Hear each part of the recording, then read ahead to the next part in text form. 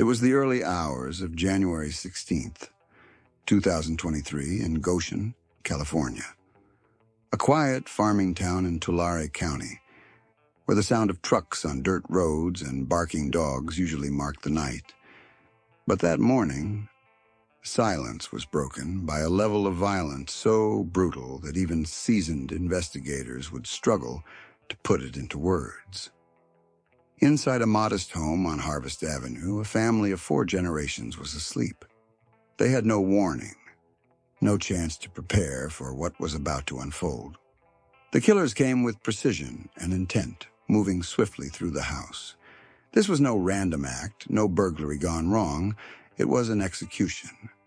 6 lives were taken within minutes. Among the dead was 16-year-old Alissa Parraz, a young mother whose life had only just begun. She clutched her baby, 10-month-old Nycholas, desperately trying to flee the house as gunfire erupted behind her. Deputies would later describe her final moments in chilling detail. Alissa ran into the darkness, hoping to shield her child from the violence. But she was caught. Both mother and infant were shot in the back of the head, their bodies left on the street just steps from safety. Inside the home, others met equally brutal ends. Alissa's relatives, stretching across 4 generations, were cut down where they stood or slept. There was no mercy, no hesitation. Whoever carried out the massacre wanted to erase an entire bloodline to make sure no one survived. When law enforcement arrived, the scene was something out of a war zone. Sheriff Mike Boudreaux later called it a cartel-style execution, a phrase meant to capture the cold, systematic way the victims were slaughtered. The detail that shocked investigators most wasn't just the number of dead, but the deliberate way the killings had been carried out. These weren't wild shots fired in panic. These were carefully placed rounds designed to end lives instantly. Why this family? Why this house? And why in such a merciless fashion?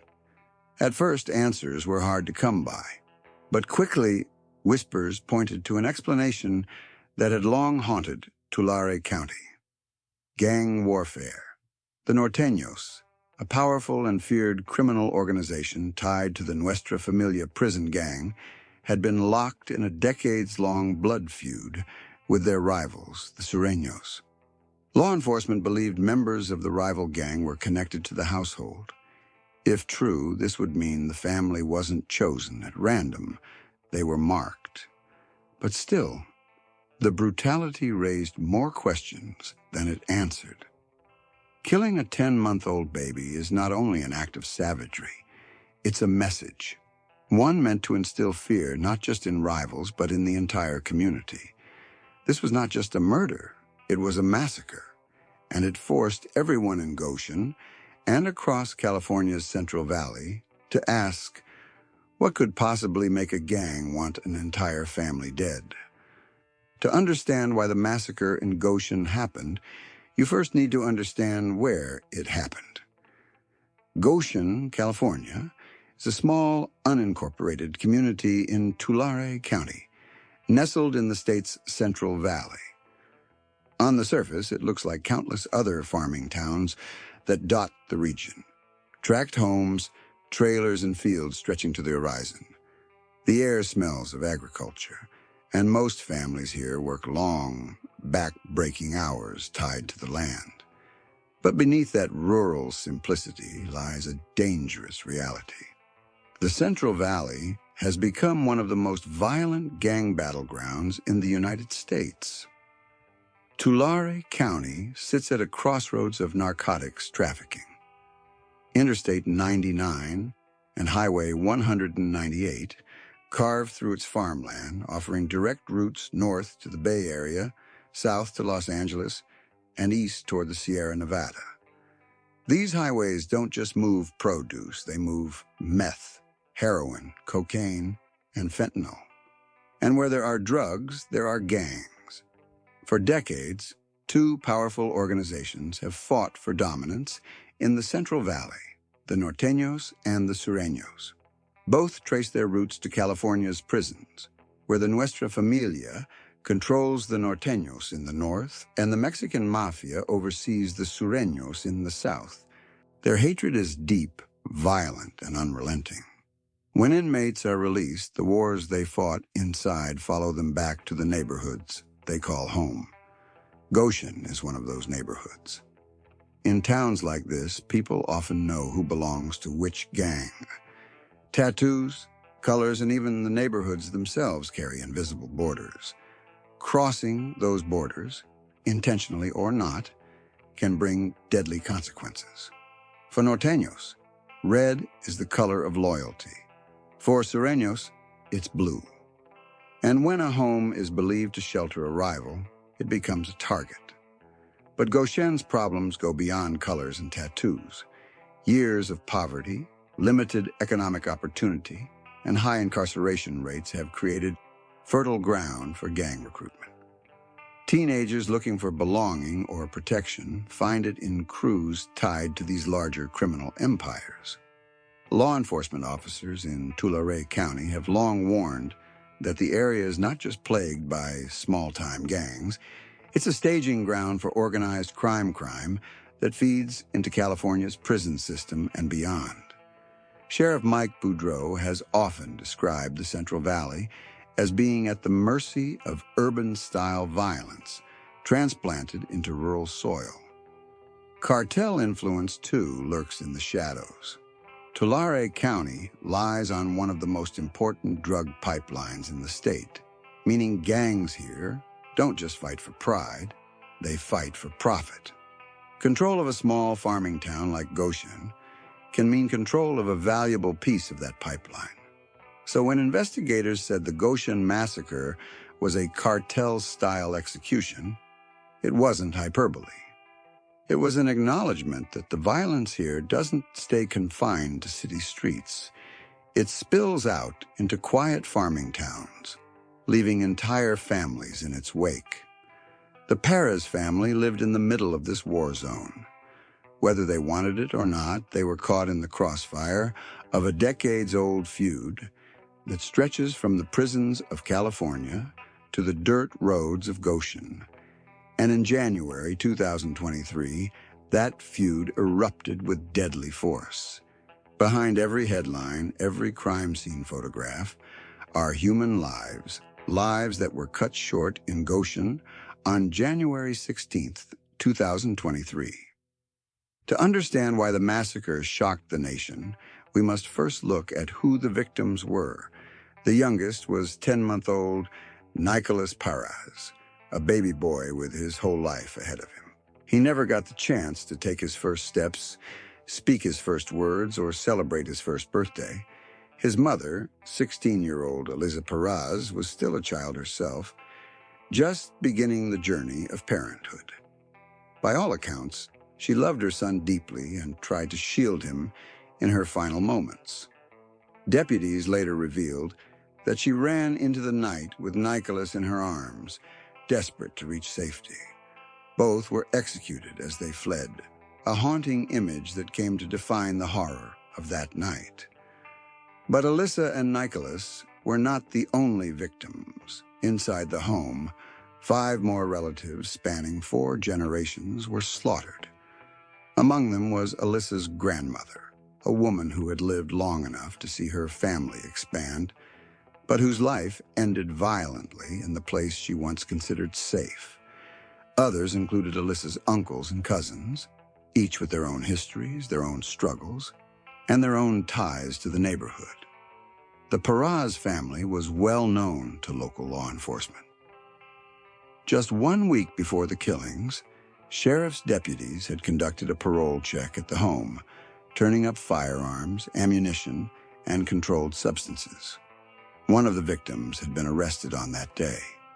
For investigators, this detail was critical. It suggested the house wasn't just an innocent residence, it was a gathering place that drew the attention of rival gangs.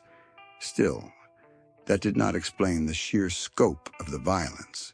To kill 6 people, including a baby, went beyond sending a warning. It was an attempt to eliminate everyone. regardless of innocence or guilt. Sheriff Boudreaux would later say this was not random, but a targeted strike meant to wipe out perceived enemies of the Norteños. For the surviving relatives, the tragedy was unbearable. They lost an entire branch of their family tree in one night. 4 generations gone, wiped away in the time it took for 2 gunmen to pull triggers. The community, too, was left reeling. Goshen residents, accustomed to gang tensions, had never seen anything like this. The murder of a baby crossed a line even hardened gang veterans rarely dared to cross. The message was clear. If you align with rivals, or if you harbor them, no one, no matter how young or old, is safe. The victims of the Goshen Massacre were more than statistics. They were people, bound together by family, who became casualties of a gang war that did not spare even its most vulnerable. And as investigators pieced together the crime, one question lingered in the background. Were they killed because of who they were, or because of who they were connected to? To understand why the Parraz family was targeted, you have to understand the organization behind the attack, the Norteños.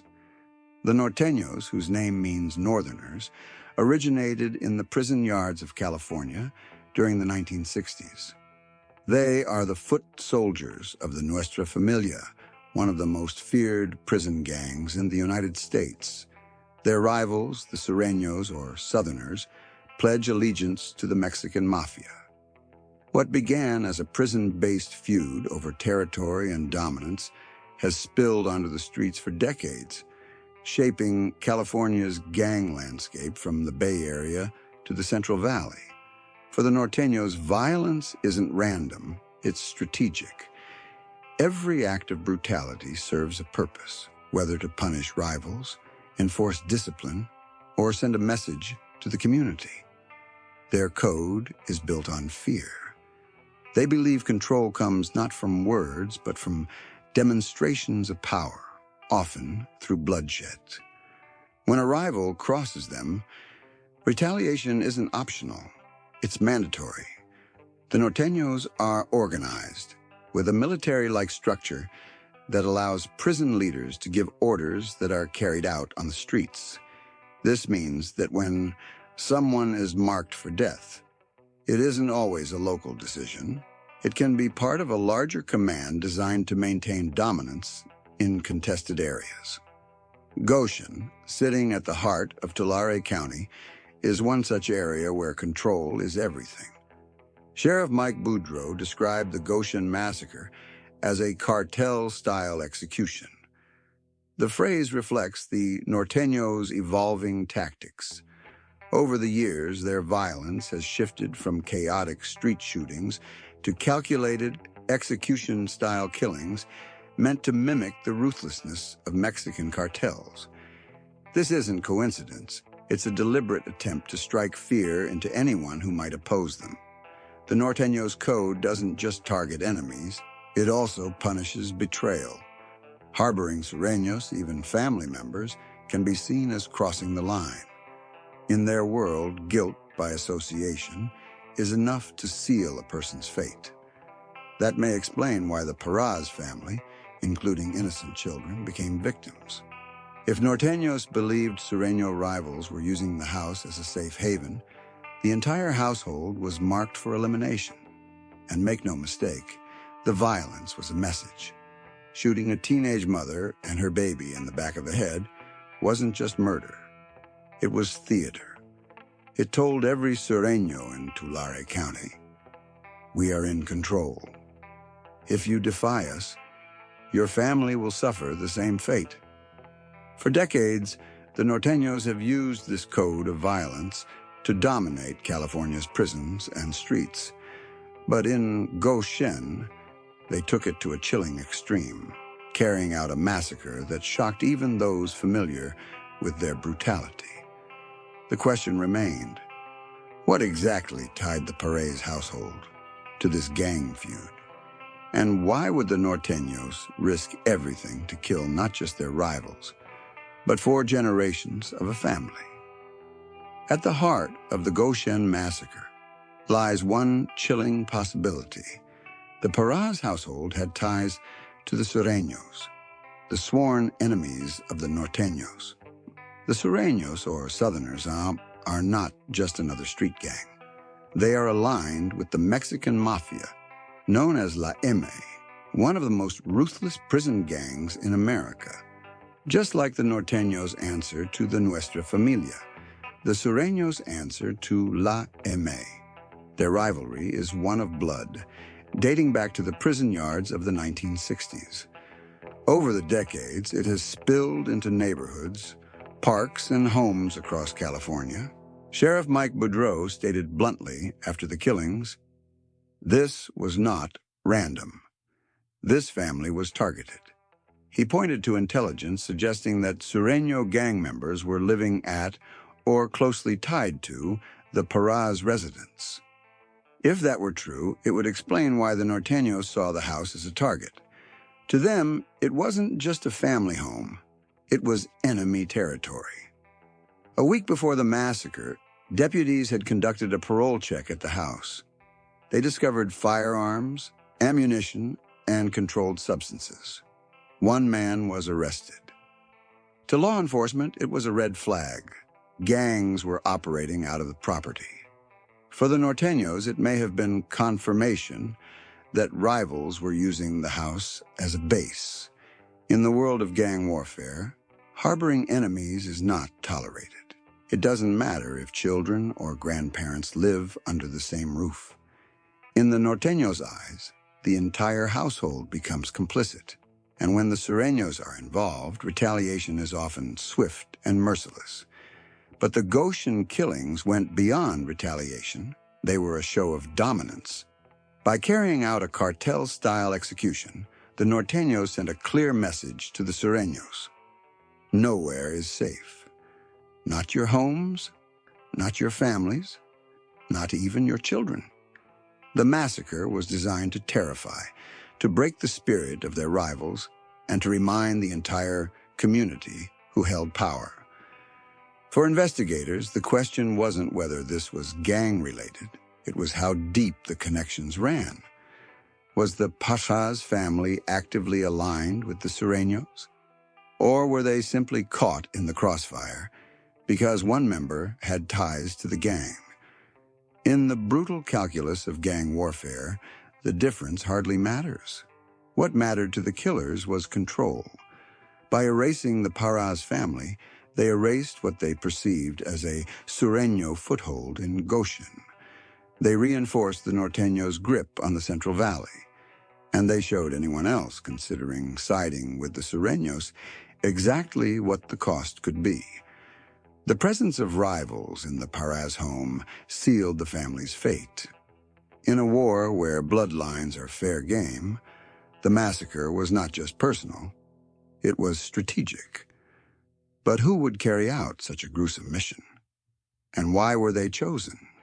The Goshen Massacre wasn't the work of faceless ghosts. Behind the execution-style killings were two men with names, faces, and histories of violence, Noah David Beard and Angel Nanu Uriarte. Beard, just 25 years old at the time of the killings, was already a known member of the Norteños. His record tied him to gang activity, and law enforcement suspected he was a rising foot soldier eager to prove himself. In the brutal hierarchy of street gangs, younger members often carry out the bloodiest work to earn respect, loyalty, and fear. For Beard, participating in a massacre of this magnitude wasn't just an act of violence. It was a way of cementing his place within the organization. Uriarte, at 35, was a veteran in the world of gang warfare. Known by his nickname Nanu, he had been in and out of the system, hardened by years of criminal activity and Norteño allegiance. Uriarte wasn't just another soldier. He was considered a shot caller on the streets of Tulare County, someone capable of orchestrating violence and leading others into action. His presence in the Goshen killings suggested this wasn't a reckless crime of passion. It was coordinated, deliberate, and sanctioned. When investigators pieced together the events of January 16th, they saw evidence of planning. This wasn't a chaotic drive-by shooting. The killers moved with precision, entering the home, targeting specific individuals, and ensuring no survivors were left behind. That level of control bore the marks of experienced enforcers. Beard and Uriarte fit that profile perfectly. One younger and proving his loyalty, the other older and guiding the violence with the discipline of a seasoned gangster. Their eventual arrests only underscored their determination to resist law enforcement. On February 3, 2023, federal agents closed in during a massive multi-agency operation targeting gang activity in Tulare County. When officers confronted Uriarte, he opened fire, triggering a gun battle. He was shot, but survived, later taken into custody while recovering from his wounds. Beard was also captured, ending the manhunt that had gripped the community. Both men were charged with 6 counts of murder, with prosecutors signaling they could face the death penalty or life without parole. Their capture gave the community some relief, but it also raised deeper questions. Were Beard and Uriarte acting on their own, or were they carrying out orders from higher within the Norteños, or even the Nuestra Familia itself? Sheriff Boudreaux hinted at the latter. He called the killings a cartel-style execution, suggesting a level of sophistication and intent that went beyond local street beefs. Beard and Uriarte may have been the triggermen, but in the shadowy world of gang hierarchies, triggermen are rarely the masterminds. For Goshen, their names will forever be linked with the night an entire family was wiped out. But for investigators, Beard and Uriarte represent more than just killers. They are the embodiment of how far the Norteños will go to enforce their will. And in Tulare County, that will is written in blood. When Sheriff Mike Boudreaux described the Goshen Massacre as a cartel-style execution, he chose his words carefully. It wasn't just a phrase to shock the public. It was a recognition of how the tactics of international drug cartels have bled into the gang wars of California's Central Valley. Cartel-style violence is different from ordinary gang shootings. Traditional drive-bys, while deadly, are often chaotic. Bullets sprayed wildly, sometimes missing their targets, sometimes hitting unintended victims. But what happened in Goshen was different. This was calculated, systematic, and merciless. Victims were pursued. They were executed with precision, often with a single shot to the head. No one was spared, not even a baby. That level of brutality mirrors the methods used by cartels in Mexico, where entire families are massacred to send a message or to eliminate anyone connected to a rival faction. Over the past decade, law enforcement in California has observed a disturbing trend: street gangs adopting cartel tactics. Groups like the Norteños and Sureños, while born in the prison system, have increasingly taken cues from Mexico's organized crime syndicates. They've adopted not just the language and intimidation techniques, but also the methods of enforcement: kidnappings, executions, and house-to-house purges. In rural farming towns like Goshen, these tactics are meant to leave a lasting psychological scar. For gangs, violence isn't only about eliminating rivals, it's about establishing dominance and control. A mass killing sends shockwaves far beyond the immediate crime scene. Families think twice before associating with rivals. Neighbors hesitate to talk to police. Communities live in fear, knowing that gang business can erupt into carnage without warning. In the Goshen Massacre, the killers weren't just silencing one family. They were broadcasting a message to the entire Central Valley. Investigators have long warned that California's Central Valley is vulnerable to cartel influence. The highways that run through Tulare County make it a prime corridor for narcotics trafficking. Methamphetamine and fentanyl, much of it supplied by cartels, move north and south through this region. Local gangs like the Norteños act as distributors and enforcers, protecting territory and punishing anyone who disrupts the flow of money. When disputes arise over drugs, debts, or alliances, the violence can be swift and catastrophic. The Goshen killings bore all the hallmarks of this evolving style of warfare: precision, ruthlessness, a willingness to slaughter innocents to magnify fear. These are not hallmarks of a small-town feud. They are signatures of a larger criminal ecosystem. For Sheriff Boudreaux, calling it cartel-style wasn't just a way to describe the brutality. It was a warning.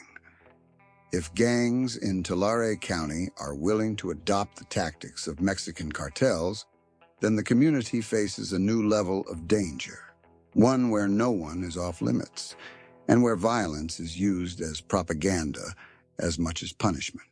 The massacre in Goshen proved that cartel-style executions are no longer confined to the headlines from Mexico.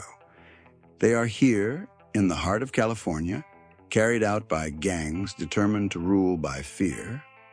The question that haunted Goshen after the massacre was simple, yet deeply unsettling. Why this family? Sheriff Mike Boudreaux was clear from the start. This was not random. The killers didn't stumble into the wrong house. They knew exactly where they were going and who they wanted to erase. But the answer wasn't straightforward. To uncover the motive, investigators had to peel back layers of family history, gang politics, and the dangerous world of narcotics trafficking. One of the most important clues surfaced just a week before the killings. During a routine parole check at the Perez residence, deputies discovered firearms, ammunition, and controlled substances. One family member was arrested. For law enforcement, this was a flashing red light. The house wasn't just a home. It was potentially a hub for gang activity. And in the world of Norteños and Sureños, such a discovery could ignite a chain reaction. According to investigators, the residence may have been tied to Sureño associates. That fact alone could have sealed the family's fate. To the Norteños, allowing rivals to operate out of Goshen was a direct insult, a challenge to their authority in Tulare County. In their violent calculus, the solution was not to confront one man, but to wipe out everyone tied to the household.